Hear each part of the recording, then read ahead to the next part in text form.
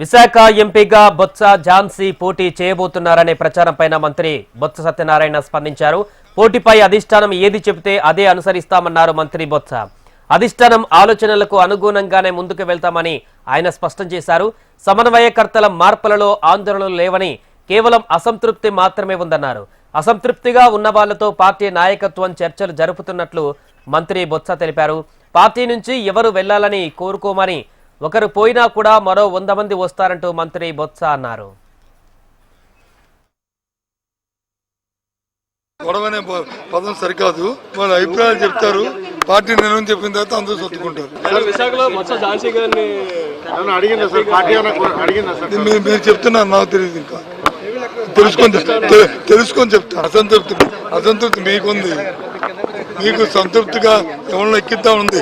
మీరు జాకీలు పెట్టినా, మీరు ట్రైన్లు తెచ్చినా చంద్రబాబు ఎక్కించలేదు. ఇప్పుడు కూడా రాజకీయ పార్టీలో ఒకరు వెళ్ళిపోతే 100 మంది వస్తారు. వెళ్ళిపోమని మేము ఎవరైనా కోరం. 100 మంది రావాలని కోరుకుంటాం. అవసరమంటే డిస్కషన్ చేయడం, మనిషి దొరికినప్పుడు మంచిది.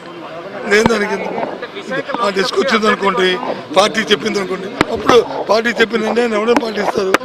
డిస్కషన్ అవ్వలేదు.